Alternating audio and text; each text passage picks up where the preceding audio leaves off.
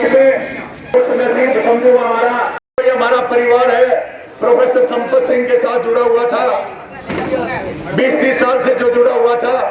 और कुछ टाइम पहले जब ये भारतीय जनता पार्टी से इनेलो और जेजेपी अलग बनी, हमारा परिवार बिछड़ गया था। आज भारतीय जनता पार्टी के हम आभारी हैं, प्रोफेसर संपत सिंह जी के भी हम आभारी हैं कि आज हमारा सारा परिवार ये इकट्ठा हो गया है। जोड़ करके प्रार्थना है प्रोफेसर संपत सिंह के और गौरव सिंह जी ने जो भी ये डिसीजन लिया है, हम इनके साथ हैं तन मन धन से, और दिन रात एक कर देंगे और अब की बार बेड़ा पार हो जाएगा। और ये प्रोफेसर संपत सिंह ने जो भी ये मन में ठानी है उसको पूरा करना है। नमस्कार, इस वक्त मैं हूँ अगरवा में, जो उकलाना हल्के का गांव है वहाँ पे। यहाँ पे गौरव संपत सिंह अब रिसेंटली भारतीय जनता पार्टी में प्रोफेसर संपत सिंह शामिल हैं, उनके बेटे हैं गौरव संपत सिंह। इनसे जानते हैं कि जब पिछले दिनों मार्केट में चर्चा ये थी प्रोफेसर संपत सिंह को भारतीय जनता पार्टी में जाना था, पहले किस लिए गए?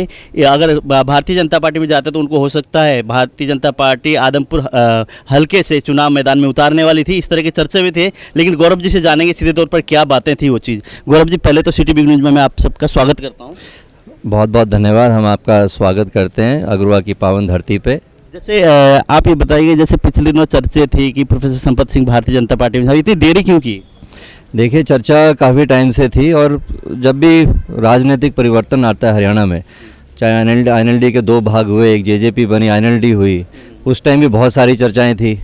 बाद में बीजेपी में भी जाने की बहुत सारी चर्चाएँ थी। लेकिन हमने हमेशा निस्वार्थ की राजनीति करी है, और इसमें इस तरीके की बातें नहीं थी कि हमें टिकट मिलेगी तभी हम जाएंगे। आपने देखा जब जिस वक्त हमारी एंट्री हुई है, तो उस टाइम ना कोई टिकट की बात थी, ना कोई ओहदे की बात थी, ना कोई पोस्ट की बात थी।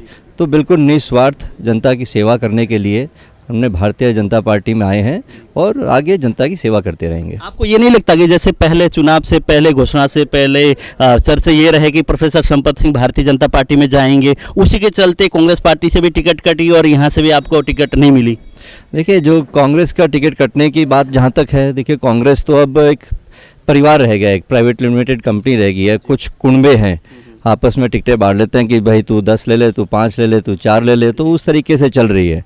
तो इस तरीके की विचारधारा में तो प्रोफेसर साहब वैसे भी नहीं रह सकते, क्योंकि उन्होंने पहले पुराने टाइम में चौधरी देवीलाल जी के साथ काम किया है, और उस टाइम जो ग्राउंड और ग्रास रूट के जो नेता होते हैं उनमें वो कदर होती थी।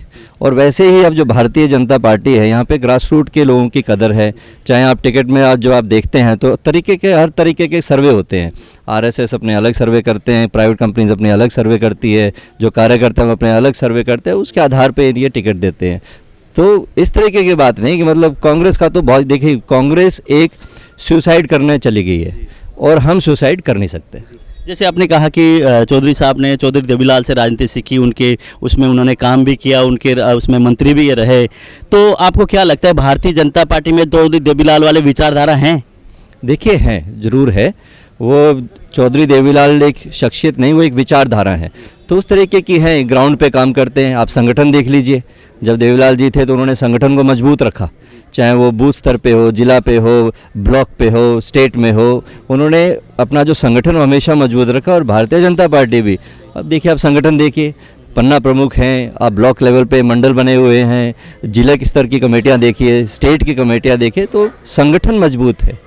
जैसे कि अब हम लोग बात करते हैं आदमपुर की, प्रोफेसर साहब का आदमपुर में भी दबदबा, क्यों भट्टू हल्का था तो कुछ गांव आदमपुर में भी है और इधर भी उकलाना में, तो किस तरह से जैसे कुलदीप बिश्नोई वहाँ से खड़े हैं, उधर से भारतीय जनता पार्टी की तरफ से सोनाली फोगाट हैं, तो किस तरह से आप काम करेंगे और भारतीय जनता पार्टी को जिताने के लिए किस तरह के प्रयास रहेंगे? देखिए, पुराने गाँव भी हैं, करीब 20 गाँव हमारे भट्टू हल्के के अब आदमपुर में हैं, तो मेहनत कर रहे हैं। बाकी परिणाम तो चलो जनता के हाथ में है, लेकिन हम दिन रात मेहनत कर रहे हैं कि कांग्रेस प्रत्याशी यहाँ से भाजपा प्रत्याशी यहाँ से जीते और कांग्रेस प्रत्याशी यहाँ से हारे।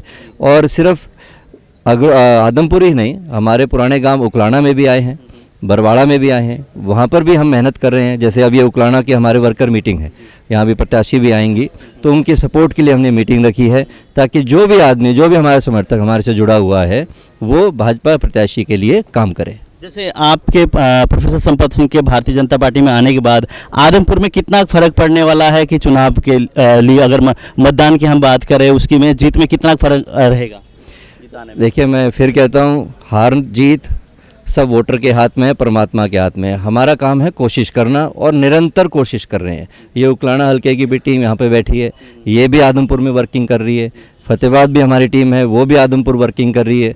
तो कोशिश हमारी पूरी है कि जो आदमपुर हल्के में जो 370 धारा लगी हुई है पिछले करीब 52 साल से, उसको तोड़ा जाए और यहाँ पर एक विधायक दिया जाए, क्योंकि हमेशा मुख्यमंत्री की लड़ाई होती गई है। मुख्यमंत्री ना बन रहे हैं ना बनेंगे, तो हमें तो एक वहाँ पर विधायक चाहिए जो जनता के बीच में रहे और उनका काम करे। क्या आपको लगता है भारतीय जनता पार्टी ने जो वहाँ पे प्रत्याशी भेजा है सोनाली फोगाट को, कुलदीप बिश्नोई के मुकाबला कर पाएंगे?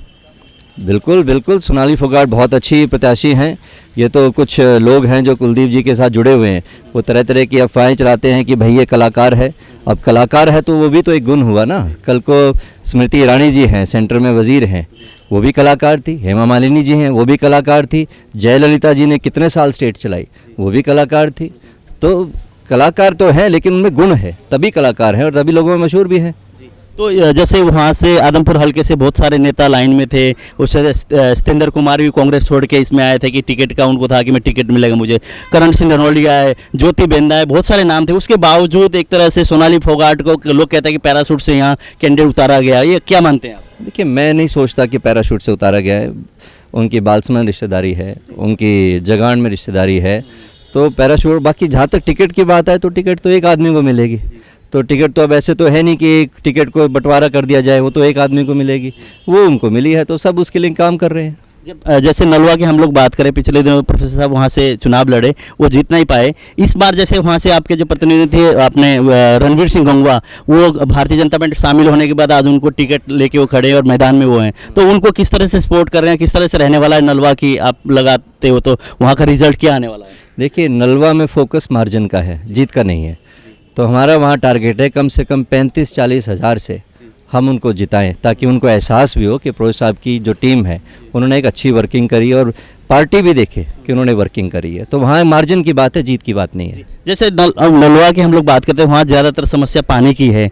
जैसे आप लोग भी सरकार में रहे और दोबारा भारतीय जनता पार्टी में, और लगता भी है कि आगे सरकार आएगी, तो किस तरह से आप लोग जो नलवा की पानी की समस्या दूर करने के लिए क्या प्रयास करेंगे? देखिए, जब हम कांग्रेस पार्टी में भी थे तब भी मनोहर लाल जी से हम मिले हैं कई बार पानी की समस्या के लिए, और उनके समझ में भी आई हुई अच्छी तरीके से। वो इस चीज़ में बड़े सकारात्मक भी हैं, और अब सरकार रिपीट होने जा रही है तो करवाएंगे। 2 हफ्ते पानी वाली बात है, ये जो पानी का मुद्दा है ये आगे मुद्दा नहीं रहेगा। तो आपको क्या लगता है हरियाणा में भाजपा की कितनी सीट आएंगे? 75 पार का जो आंकड़ा है, पार करेगी या नहीं?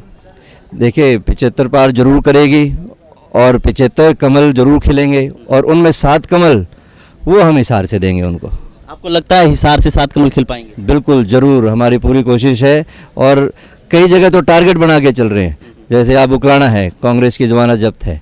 आप बरवाड़ा लीजिए, जमानत जब्त है। हिसार जब्त है, नलवा जब्त है, हाँसी जब्त है। थोड़ा सा तोल मोल थोड़ा सा आदमपुर हो रहा है, वो भी करवा देंगे, कोई दिक्कत नहीं है। सिटी बी न्यूज़ समय देने के बहुत बहुत धन्यवाद। आपका बहुत बहुत धन्यवाद। ये थे गौरव संपत सिंह। इन्होंने कहा कि 7 जो विधानसभा क्षेत्र है वहाँ से भारतीय जनता पार्टी के इस बार कमल खिलेंगे, और जहाँ विकास कार्य की हम बात करें, नलवा हल्के की पहले सरकार में रहे, उसके बावजूद भी पानी की वहाँ समस्या है। अब भारतीय जनता पार्टी में शामिल होने के बाद भारतीय जनता पार्टी की जैसे ही सरकार आएगी वहाँ पे पानी की समस्या हल कराने के लिए पूरा प्रयास करेंगे। और फिलहाल ये उकलाना हल्के की मीटिंग ले रहे हैं आशा खेदड़ मैदान में भारतीय जनता पार्टी की तरफ से। और प्रोफेसर संपत सिंह का जो भट्टू हल्का था, उसके गाँव जो बंटवारा हुए थे, आदमपुर हल्के में कुछ गाँव है, कुछ उकलाना में, कुछ बरवाला में। इस तरह से तो प्रोफेसर संपत सिंह के उन गांव में पकड़ थी, उसको लेके यहाँ मीटिंग बुलाई गई है। और आने वाले 21 तारीख को जो विधानसभा चुनाव के जो वोटिंग पड़ेंगे, उसके जीत का मार्जिन बढ़ाने के लिए, उसमें अपील करने के लिए यहाँ पहुंचे हैं। मेरे सहयोगी सोमिया के साथ मैं Ramesh Sharma, city B news के लिए उकलाना हल्के से।